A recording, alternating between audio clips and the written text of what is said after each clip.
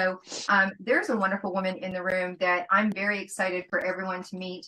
And interestingly enough or not, you're going to meet someone who is known as an international speaker on divine disruption. What a beautiful lead in. It has just been a fluid of lead in to lead in to lead in. So Dr. Tamara White is going to be joining us today. So thank you so much. Let me introduce this incredible woman. She is an international speaker, like I told you, on many things, but she's definitely known as the divine disruptor. She is a well-renowned coach and trainer on shift frame, and she's going to talk about that shift framework. Received the U.S. Presidential Award for a lifetime of helping others. That's incredible. That's just incredible. What a recognition for the work that you're doing. The topic that we're going to dig into is the power shift begins now. Now, the thing that you may not know about her is that she used to be an avid collector, which tells me she probably still has a few, because as a teacup person, this woman collected teapots. Who knows your teapots? She's like, teapots. I'm like, oh, they're so much bigger than teacups. She's like, yes, they are. So I'm sure she still has a couple. And the music that she's listening to that she loves is David Sanborn, who is an incredible jazz artist. Now, she's got some beautiful gifts. The one gift for absolutely everybody is the Clarity Compass for the overwhelmed women, and that's going to go into the chat and into the group. And then she is also offering and going to be gifting 2 books that she has participated in. One is 7 Steps on Courage. It's a workbook. And then she is going to also gift a Courageous Women Rise book and a private reset conversation call. I think that's important. So welcome to the stage. Well, it's so good to be here with you today, and I am certainly excited about this opportunity. And this is my first one, so I'm ready, set, go. You know, I think all the ladies, I'm just sitting here getting those nuggets, and you know, I wanted to cry, but I had to keep my tears in so that I could have some coherency about myself as I speak. But my pleasure in being with all of you wonderful ladies today. Absolutely, thank you so much. You've been here. You've been with us for the day, and we so appreciate that. And I know so do the speakers as well. So let's talk about this, because there's many different ways to define power shift. And I know some of the work that you do. So what is this idea around power shift? Maybe talk to me about that, or tell us about that. Tell us some more. Sure. To me, power shift, in my definition, how I train and teach and counsel, is when one wakes up out of your coma and says, today is it. Today is going to be for me. And I'm going to live for myself in respect, because we have a lot of obligations, but we're going to put ourselves first. I've heard a lot of that today in different ways. Self-care, we're women, we're nurturers, we don't put ourselves first. But it's about acknowledging that we do need to be first, and that it's okay, that we owe no one any kind of apology about putting ourselves first. First in line, first to make your plate, right? Rather than the last one to sit down, everybody's finished eating. So put ourselves first. It's okay. That's the shift. That's right there in the nugget. The power shift is putting ourselves first. I love that you gave that example, because I saw all the internal heads nod when you said, make your plate first. I mean, that's how, so when you do a power shift, it doesn't necessarily need to be climbing the mountain first. I mean, someone in here, it was Jen who trekked to the Himalayas, but it is like little things that tell yourself that you matter. So when you make your plate first, I mean, in the world of, it doesn't seem to be such a big deal, but it is a shift, right? It is a shift. Or that's okay. You can have the last one, even though you want it, right? Even though you're still hungry, you're like, oh, I can get myself something else, right? It's like, they can get themselves something else too. They can be last in line too, because how many times have women were honest that you didn't get the last bite, or someone, you just end up with salad instead of the poultry along with the salad. So it happens. Yeah, absolutely. So how did the power shift come about for you? So the power shift came about for me is when I spiraled down. And similar to a lot of people's stories, you spiral down and you begin to ask yourself. Now, remember, I am a licensed counselor also. So as a coach and a counselor, I know all the triggers. I know the things that are happening. But when it happens to me, that's when it's different. When it happens to yourself, it's a little bit different. And I began to see that a couple of years ago. And this, I mean, it's many times, right? It's just many times over a lifetime. But the one that really did it for me is I was working in a nonprofit organization with a woman who was a narcissist. And it became apparently as time went on. And if things weren't her way, if you didn't agree with her, then you had a problem. And I'm not the one to live like that. I don't just agree with you because you're my supervisor. I always am going to have my voice. And the last straw was when we really had a disagreement about something that was an ethical issue. And an ethical issue meaning I have a license to withhold and protect, as many on this line do. And she was challenging me on something, and I said, absolutely not. And she asked me, well, whose business is this? And I said, absolutely, it's your business. And I said, based on what we just went through this confrontation, then I no longer need to work here. And it was just that time I said, take my power back, because for the 2 years I was there, I was just making good with it, kind of placating with her a little bit, standing on my throne, if you will, standing in my stance. But at the same time, I thought, this is not feeling good. And so when we had that conversation, I made my move, and I was through with it, because should have been gone a long time ago. It's like you stay too long. It's like when milk begins to stink, it's time to throw it out. And so I stayed way past sour milk. And I knew that I wasn't being true to myself, because guess what? Like many of us on here, the money was good. She paid for lunch every day. She paid for my parking every day. So it was a lot of perks, but after a while, that's just not enough. That's not sustainability. I was lying to myself, and I needed to live more authentically. And I said, bye. Wow. I think you're bang on when you say that. A lot of times we know, whatever it is, whether it's a job, whether it's a habit we have, whether it's, that there's a knowingness, and Yes. then we start to in our mind. And I think that's what some people call maybe some limiting beliefs we put in front of, yeah, but these are the things I get from it, as if you wouldn't get those things any other way. Right. Like you're like, oh, she paid for my lunch, she paid for my parking. Well, be an entrepreneur and throw those receipts in your taxes. They'll get paid for as well. But exactly, we don't see that. We just see that it only can come from that. It only can come from that without being able to see where else it comes from, because that's what we've been telling ourselves, because that's why we're staying.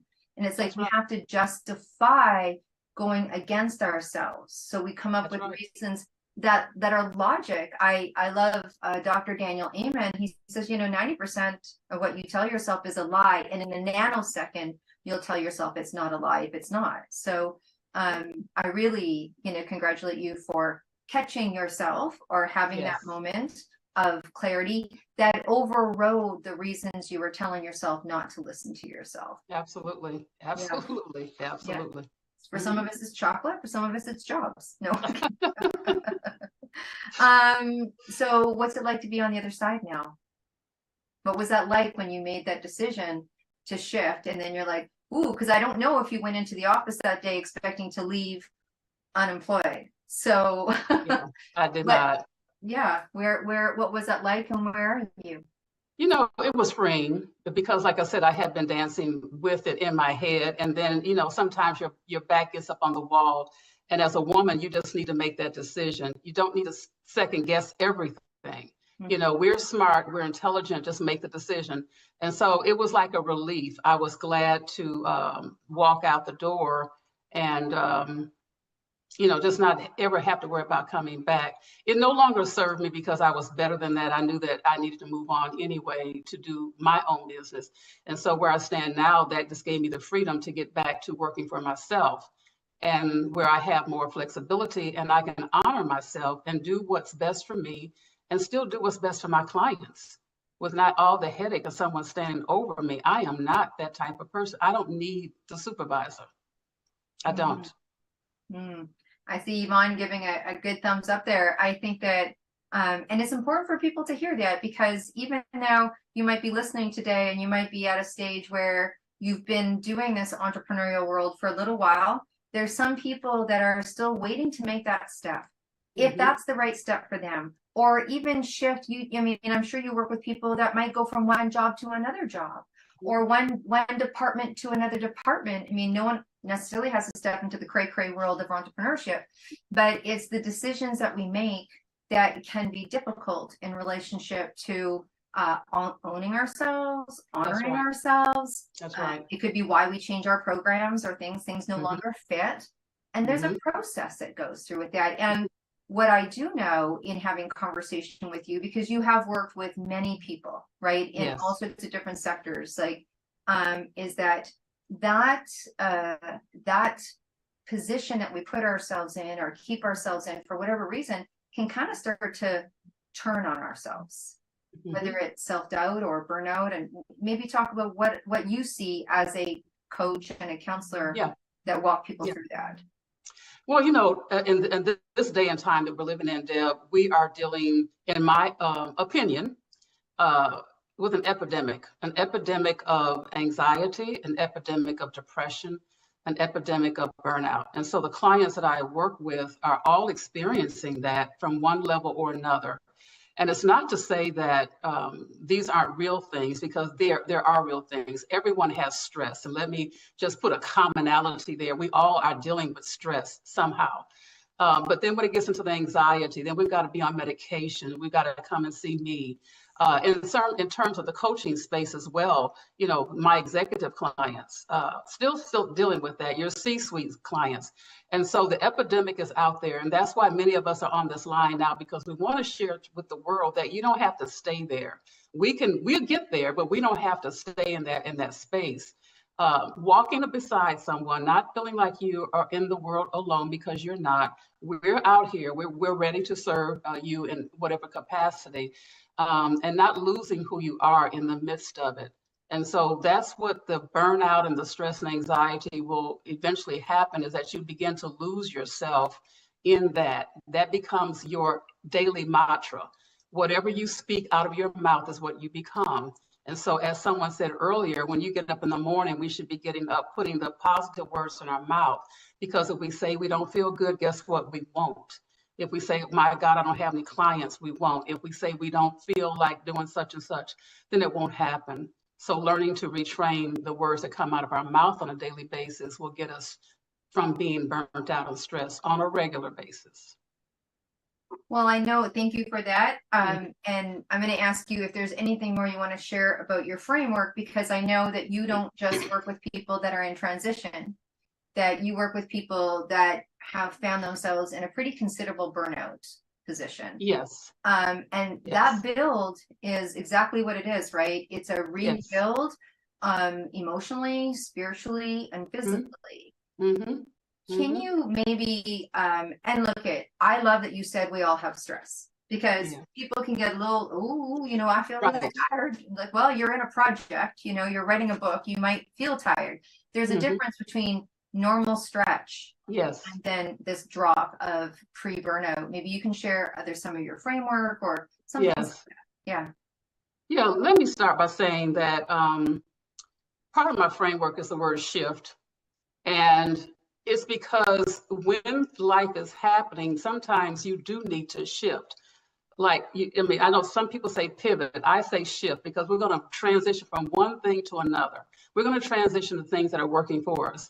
So when I say shift, my S stands for slow down with intention. And you know that, like I do, like all the women on here, we are running ragged. We're running here, there.